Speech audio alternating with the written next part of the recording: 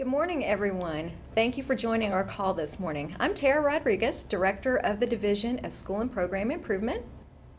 And I'm Jessica Sanderson, the Title III Program Consultant.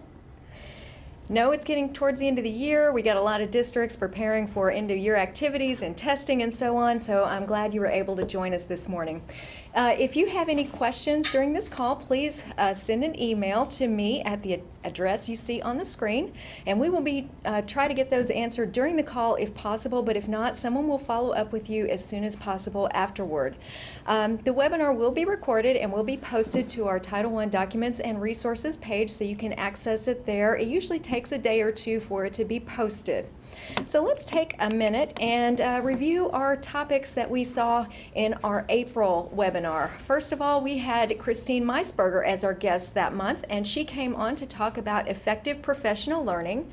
We also provided some GMAP updates, and we discussed the procedures for managing equipment and other items paid for with federal funds. Let's take a look at our agenda for today. Jessica will be here to talk about Title I Part A and English Learners Title III. I'll be talking a little bit about time and effort procedures and some new ESEA complaint procedures, and then we also again have some reminders and updates for you. So Jessica is our guest presenter, as I mentioned. Jessica, do you want to share a little bit about your role with English learners? Sure, thanks, Tara. Well, I'm Jessica Sanderson, and I recently transitioned from the Title I Part A program and the Migrant Education program, and I'm now the program consultant for the Title III English Learner programs. So today, we're going to talk a little bit about some of the new requirements that are under Title I. Great. All right.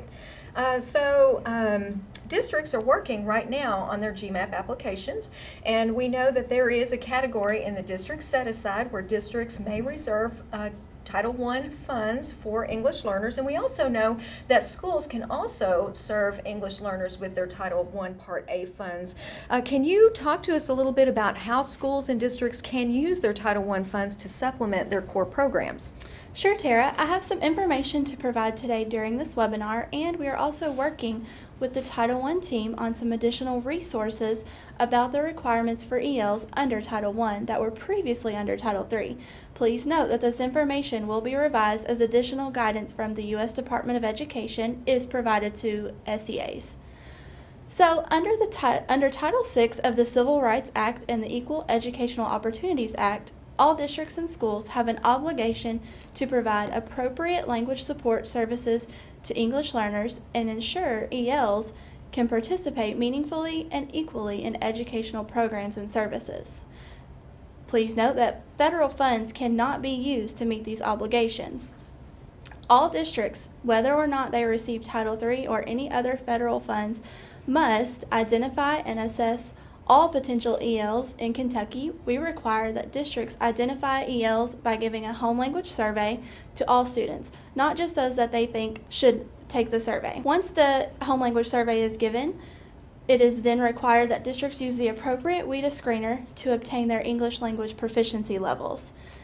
Districts are also obligated to provide language assistance programs that are educationally sound and proven successful. Districts must have qualified EL teachers, staff, and administrators to effectively implement their EL programs. Districts must ensure EL students have equal opportunities to meaningfully participate in all curricular and extracurricular activities. Districts must avoid unnecessary segregation of EL students. Districts must ensure that ELs with disabilities or ELs suspected of having a disability are identified and evaluated in a timely manner, and that their language needs are considered in evaluations and services. Districts must also meet the needs of EL students whose parents opt out of the language assistance programs. Districts must monitor and evaluate the progress of ELs in their language assistance programs and grade level content. Districts must exit EL students upon obtaining English language proficiency, which in Kentucky is an overall composite score of 4.5 on the annual access assessment. And then districts must monitor exited EL's progress to ensure that they were not prematurely exited. Districts must evaluate the effectiveness of their EL programs. And lastly, districts must ensure meaningful communication with the parents of all ELs, which would be providing translation and interpretation services. So just to make sure I'm clear on this, districts could not use their Title I EL set-aside or any federal funds to meet these requirements. Is that correct? Correct, Tara. It would be considered a civil rights violation for district to use any federal funds to meet those obligations. Okay. So I understand that some requirements have transitioned from Title III to Title I. Can you tell us about that? Mhm. There are several activities for ELs that are now required under Title I Part A. All districts receiving Title I funds are responsible and accountable for meeting these EL requirements. The enactment of the Every Student Succeeds Act includes state accountability as part of Title I and EL accountability, and is no longer restricted to just Title III, which will impact many more schools than before. Districts and schools now have more opportunity to evaluate these services they provide to English learners that support their English proficiency and progress toward meeting the same academic standards as other students. Districts may use Title III funds for these EL activities required under Title I as long as all their Title III requirements are met. Districts may use Title I funds for these requirements so long as it does not supplant the obligations under the civil rights for ELs. So now here's some examples of the Title III state requirements that are now under Title I with ESSA. Some state activities that have moved are the alignment of the English language proficiency standards to the state content standards. Kentucky uses the WIDA ELD standards, and districts are expected to disseminate these standards to all staff and implement them in their schools. States are also required to align the ELP, which is the English language proficiency assessments, to the English language proficiency standards. As part of our WIDA membership, Kentucky utilizes the Access for ELLs 2.0. Districts are required to annually administer this assessment for all ELs who have not attained English proficiency. Some examples of the Title III district requirements that are now under Title I with ESSA. There are also some district level requirements.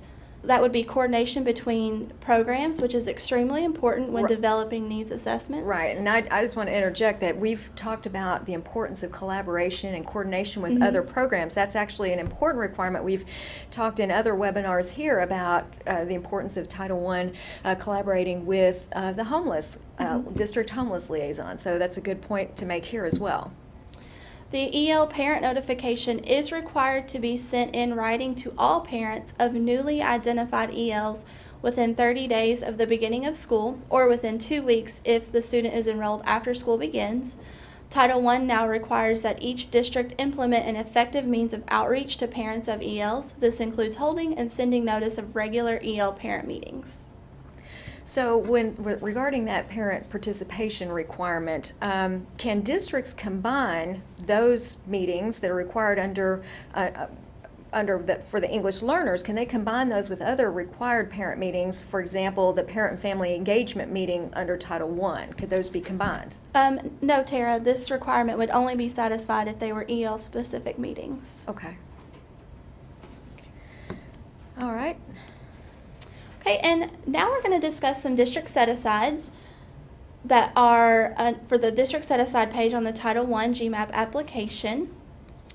Districts are not required to set aside funds for the EL set-aside, and please note that obligations under law of the core EL program cannot be paid for with Title I funds, or with any federal funds. Once those obligations are met, the Title I supplement not supplant rules apply. Districts may set aside funds to provide supplemental language support and services or materials for ELs in Title I schools only. Districts must discuss on their GMAP application in the EL district set-aside category how they will fulfill the requirement for the EL parent notification and outreach, even if they are not reserving funds in the EL category. Now keep in mind, Title III funds could be used in fulfilling these requirements as long as all the other Title III requirements are met. So this is great information, Jessica. What if a district needs some additional support around English learners? What professional development opportunities are available for them? We actually have some training that is coming up, and we are offering a Title III English Learners Beginning of the Year training this summer on the following dates and locations. We highly encourage Title I and Title III coordinators to attend. We will be sharing some valuable information during these trainings that districts can take back to their programs. Well, thank you so much, Jessica. This has been really informative, and I appreciate your coming on to the call this morning to talk about English learners. Thank you for so having me. much. So let's see if any questions have come in. No, we do not have any questions at this time, so we'll go on to our next section, which is about some written policies and procedures. We've talked about these in the last couple of months. Here's a list of some of the required policies and procedures, as well as the citation in the Code of Federal Regulations showing where it's mentioned that they're required. Specifically, we talked about the allowability procedures during the February webinar. We talked about procedures for managing equipment and other items purchased with federal funds last month. Today, let's talk just a little bit about required procedures for time and effort. Documentation of time and effort is one of our top findings that we find here at KDE during consolidated monitoring. And so there are some different resources that you can look at when you are trying to develop your written instructions. Those written instructions are needed in 4 areas, okay? And the 4 areas come from the next bullet, which is the Cost Allocation Guide for State and Local Governments. When this is posted, you can go to that live link, and I think it's on pages 31 and 32, but you will see written instructions in that second bullet are needed around these 4 areas. First of all, the completion of personnel activity reports. Your instructions or process needs to document how the approval cycle that's required, the processing of completed forms, and 4th, the internal review process that will be established to ensure compliance. Now, we also have some resources in our KDE Title I handbook. We're getting ready to start updating that handbook, so we will have more specifics on time and effort reporting coming up, because again, it is an area where we do see a lot of findings, but that will be coming up in the future. Be sure to train your staff on your time and effort procedures and all your policies and processes. Make sure your policies and processes are current, up to date, that they're easy to understand, they're documented, and that people are following those. So just a reminder there. I also want to bring to your attention a regulation that was amended that went into effect in the last couple of months.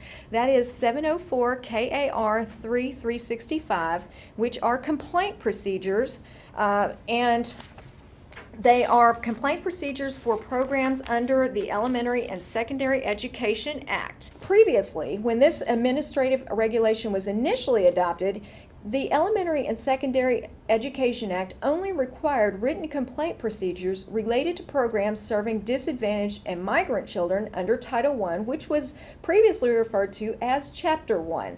Currently, Section 8304 of the Elementary and Secondary Education Act requires KDE to adopt written procedures for the receipt and resolution of complaints alleging violations of law in the administration of all ESEA programs. And it also provides a clear process for KDE to fulfill its obligations related to equitable service complaints pursuant to Sections 1117 and 8503 of ESEA or ESSA. So just wanted, that's an FYI. This is again a live link, or you could go and search for that regulation if you would like more information about it. But it is a live link, so you can access that when the webinar is posted. We have some reminders and updates I'd like to bring to your attention as well. As you know, the fiscal year 20 consolidated application is open in GMAP. The date for submission is June the 3rd or before. Also, we have some new Title I. Just wanted to remind you, our consultants will review the applications as quickly as possible. We're working on streamlining this process as much as we can. Please be patient as we have 173 district applications to review across multiple programs. You're welcome to contact your consultant prior to submitting the application if you have any specific questions. And in our May newsletter, which we sent out last week, you see a whole bunch of recommendations and best practices around that application to help you get that approved as soon as possible. Speaking of consultants, we have a new Title I consultant who recently joined our team. Erica Tipton recently joined us, and just a reminder about that, new consultants mean district consultant changes. So Erica will be reaching out to her district soon, and we want you to be prepared for the possibility that your consultant could change. Consultants will begin sending emails to their districts very soon. And one more update is please remember to work with your principals to get those Title I's funds spent down in a timely manner. Next, I want to tell you about some Title I coordinator opportunities. If you need additional support with GMAP or with Title I Part A, we would like to extend a special invitation for you to meet with your consultant for individualized one-on-one assistance. Please send Jennifer Aiken, the branch manager over Title I, an email if you are interested in setting up an appointment. Also, there are some summer trainings being set up right now for new Title I coordinators in districts. If you have 3 years of experience or less, if you would like, you are encouraged to attend one of these summer trainings. ELA credit will be awarded to attendees. The May newsletter that was sent out last week provides some additional information about those trainings. And then one final update about the National ESEA Network Conference. This is the conference that's a nationwide conference. It was held in Kansas City last year, or I guess just a couple months ago actually. The next one will be in Atlanta, Georgia, so much closer this time, February 4th through 7th. The theme is Together for Equity. And there is a call for proposals that's open right now if anyone is interested in submitting a proposal for that to present at the conference. And also, if you are interested in scoring, helping to score those proposals, there's no travel involved. You do it all from your computer. So if you're interested in scoring proposals, that will and that would give you a voice in helping to select the proposals for the next conference, send me an email and I will be sure to forward your information on to the correct people. We have no questions at this time, so we will go on along to take a look at the resources. We have some various EL resources that Jessica has provided here for you. And the last resource on the webpage is the National ESEA Conference website link if you are interested in checking out that conference next year. Here is the contact information for all of us. Please be sure to reach out with an email if you have any questions. We will be glad to get back with you as soon as we can. So thank you so much for joining us this morning, and thanks again, Jessica, for being the guest today. And look forward to talking to you again next month, hopefully. Thank you.